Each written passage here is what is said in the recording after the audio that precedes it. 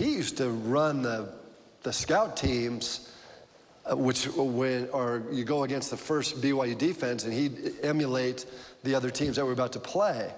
And he would be better than the quarterback that we were going to play.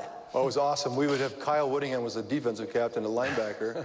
And Kyle, we'd run the Wyoming wishbone, and I'd make him look so dumb. He got me to the sideline one time and tackled me, because you weren't supposed to tackle. We're friends, right? But he tackled me and bent over me and says, "You knock it off," you know? And I just thought I thought that was just awesome. Like, he knows my name. So probably one of the best decisions that Lavelle ever made. Put him at quarterback, just put him in the game. The rest is history. The thing is that it really inspires me with watching Steve is that he really believed. He knew. It wasn't just like, I have this feeling.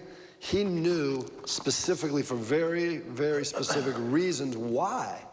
And when he spelled them out, I said, you know, that makes sense. You got it in you to stay and go. Let's go, baby. You can do it. What has been the role of patience in each of your lives and careers? Patience was a 4-letter word.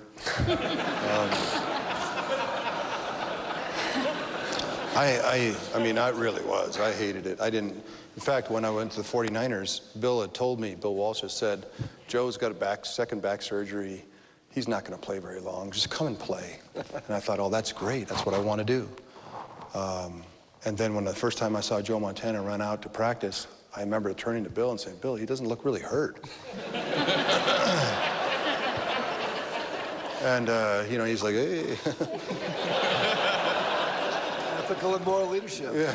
But I tell you, and I was forced to be patient, and I mean I'm forced, because I told Bill I'd rather go to law school than watch.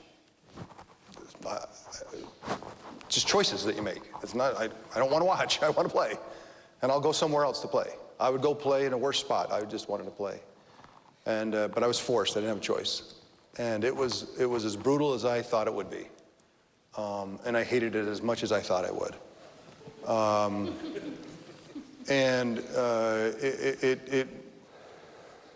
But it changes you.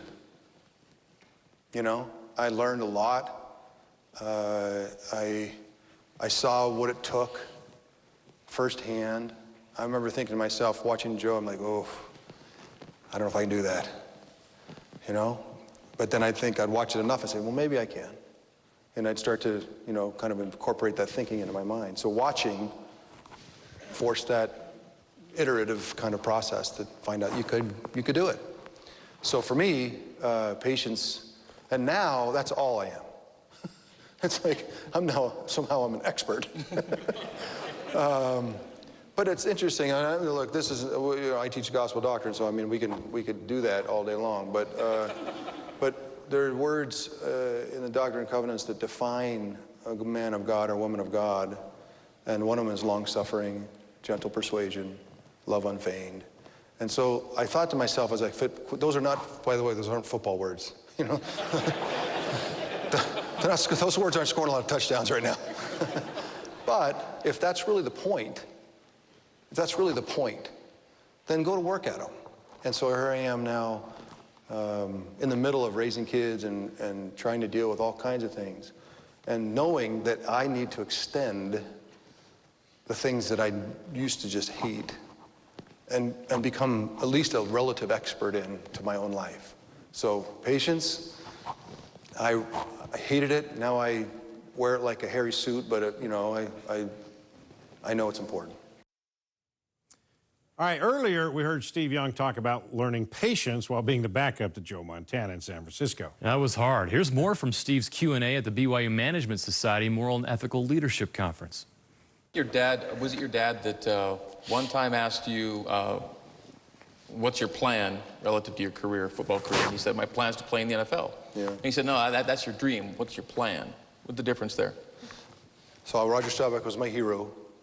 And he always said, well, what do you want to do with your life? I want to be Roger Staubach. He goes, that's a great dream. But what's the plan? And I said, well, that's the plan. You know, well, that's not a plan. A plan is something you can highly likely to execute. You know, something you can, you know, it can happen. And I said, well, it can happen. I can be Roger Staubach. He goes, yeah, that's a dream. That's very unlikely. But dreams are good. He encouraged dreams. He liked dreams. He said, look, have all the dreams you want, but they're not the plan. And so constantly as I was growing up, it was like, oh, what's the plan? So I'd always tell him going to school and maybe go to law school, and you know, that was the plan. He goes, okay, that's a good plan. So then I went pro, and I called him and said, Dad, the plan and the dream have come together. And he goes, no, they haven't. Not a close. In fact, the average career is 3 years. What are you going to do when you finish playing? What's the plan? This is still very highly unlikely. And I said, well, the plan is all, because you got the rest of your life, after this is going to be for a little while, but then what's the rest of your life? Well, it's the same plan, Dad. I'm going to go to law school, and go, okay, well, then be thinking about it. So it was so much a part of my life that I ended up going to law school while I was playing, mostly because I was so impatient watching. But I figured, well, I might as well get on with the plan. I played 17 NFL seasons, USFL and NFL seasons. And at the end, my dad turned to me and he said, what's the plan? And he did it in a really sincere way, like, what is the plan? I said, Dad, I think we've got an advanced degree and something I could leverage and get something going. And he goes, well, then get on with it. And at the same time, Roger Staubach, my old hero, who I'd become friends with now, and we were rather close, I said, Roger, he was one of the greatest post-NFL career successes in business. I said, Roger, what's the secret?